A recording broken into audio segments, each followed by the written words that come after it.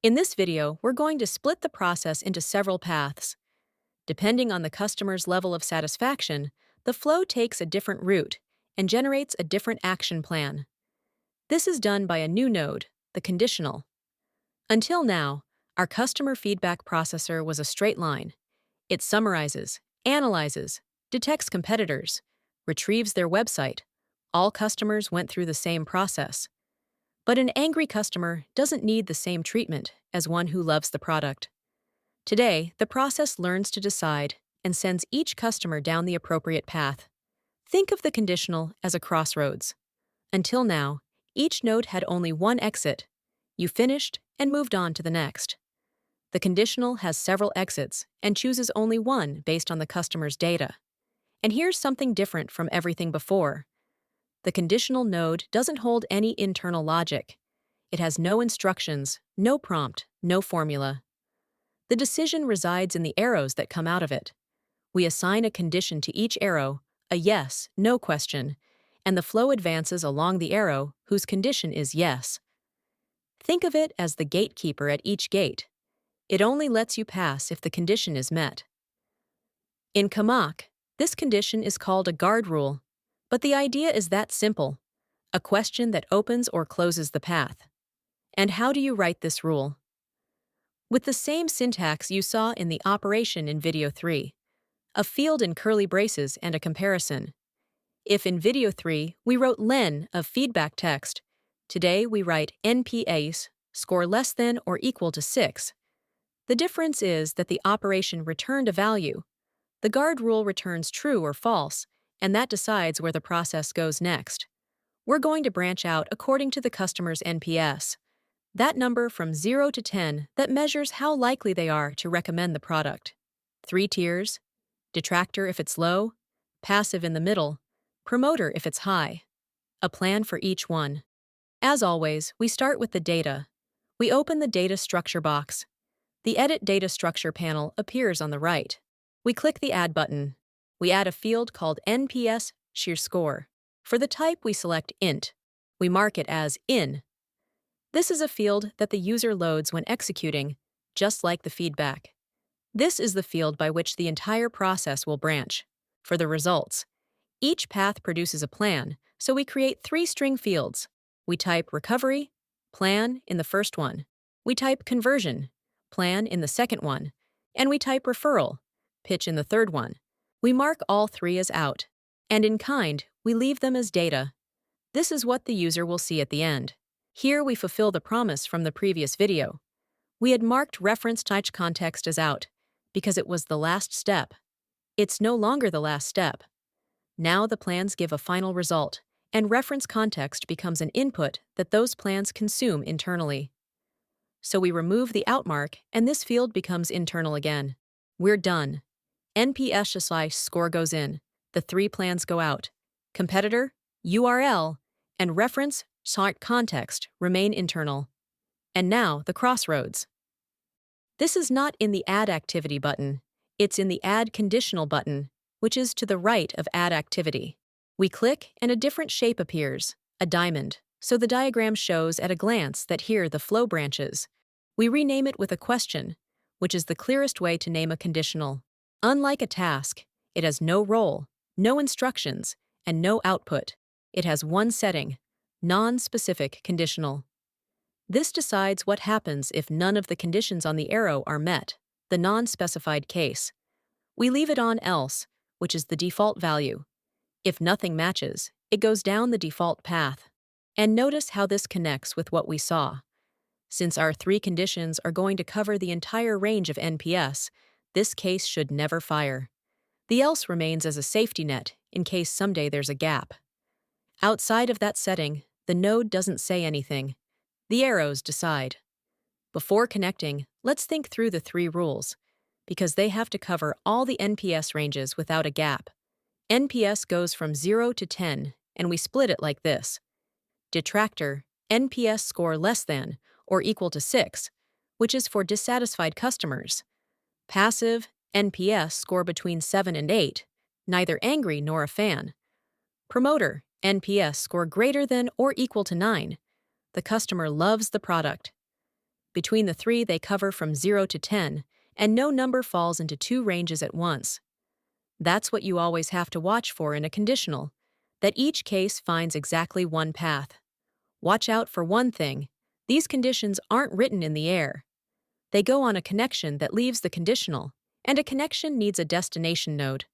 So the order is: first we create the three branch tasks, the three paths, and only then, with them on the canvas, do we connect and write each condition. We're going to create those tasks. Each path needs its own task to build the plan.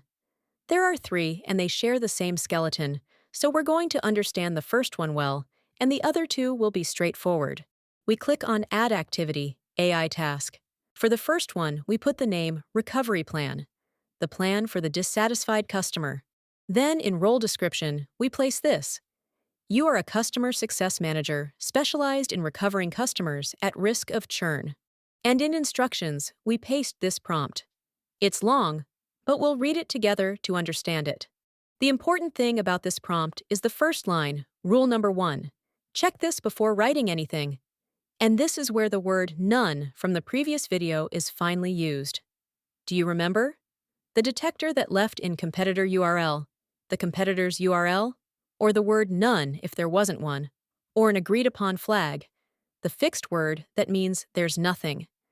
This rule reads it: if it's none, it forbids the AI from inventing a competitor, and if it's not none, it passes the content we scraped, reference context.content, to build the plan with real data from the rival. The scrape was never skipped. Who uses or ignores that data is the plan, here with these rules. The rest of the prompt is the concrete task: 4 action points, empathetic tone, and the customer data we already have in the process. Their NPS, the tone, the problems detected in the analysis, and we close the remaining fields in output. We choose Recovery Char Plan. In Output method, we choose Replace, since we want the plan from this run not to accumulate. In Agent Profile, we choose GPT 4.1 Mini, which is the one we're using in the videos. The other two branches are the same skeleton. Rule number 1 up top, customer data, task below, changing only the objective. We add the second AI task by clicking Add Activity and selecting AI Task. We change the name to Conversion to Promoter Plan, which is for the neutral customer. In the role description, we place the following: you are a customer success manager specialized in converting passive customers into active promoters. In the instructions, these are also long, so we copy them as well. For the output, we select Conversion Plan. For Output method, we keep it on Replace. In Agent Profile, we set it to the same: GPT 4.1 Mini Global. We close the panel. We add the last AI task and change the name to Testimonial and Referral Pitch. We place the role description. You are a customer marketing manager. You turn promoter customers into marketing and growth assets. We place the instructions. In Output, we select Referral, Pitch. In Output method, we select Replace, and in Agent Profile, the same one. And now we have 3 nodes, same skeleton, 3 objectives, loose for now. We're going to connect them. Currently, the chain ends at Scrape Totchern website and end. Between these two, we're putting the entire branch. We delete the connection from Scrape Totchern website to end, and we connect Scrape Totchern website with the conditional. Up to here, it's still a single line. The diamond is where it opens up. Now the 3 outputs. Since the 3 tasks already exist, we can now connect them. And each connection is built in 2 steps. First, we draw the arrow from the conditional to the task, and then we click on that arrow to write its condition and its label. We connect the conditional node to the recovery plan node and click the new connector. In this connection, we write its condition: NPS RU, score less than or equal to 6. We enter the label detractor. We connect the conditional node to the conversion to promoter plan node. We click the new connector and enter the condition NPS score greater than or equal to 7 and NPS score less than or equal to 8. We enter the label passive.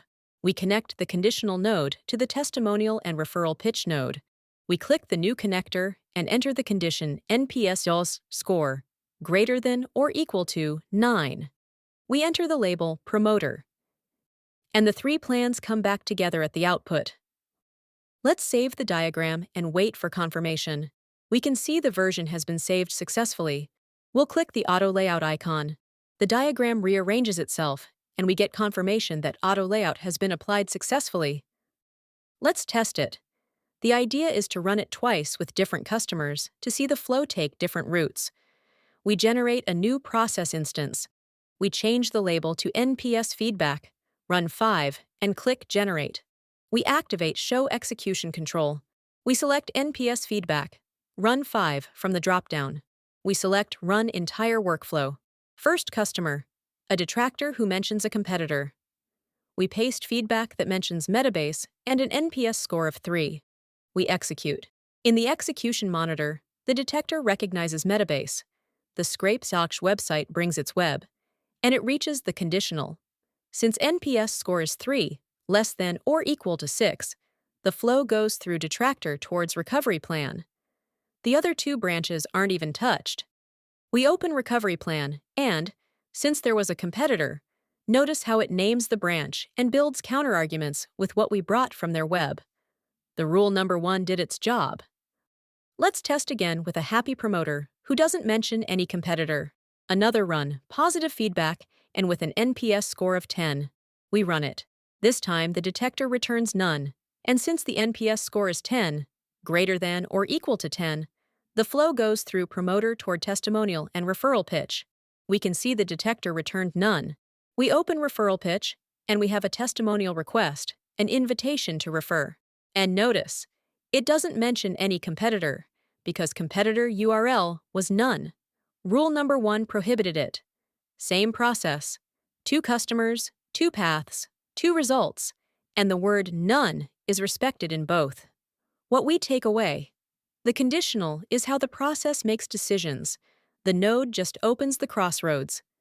The logic lives in each connection, in the connection that we put in each arrow, with the same field syntax in curly braces that we already know. The key is to cover all cases without gaps, and along the way, we close the circle on the word none. Each plan decides for itself whether to bring the competitor into the conversation or not mention it at all. Now the process opens 3 and ends in 3 different places. In the next video, we'll make those 3 paths come back together in a single closing, a convergence task that takes the plan that was generated, whichever one it is, and builds a final executive summary for the customer success team. That's what's coming.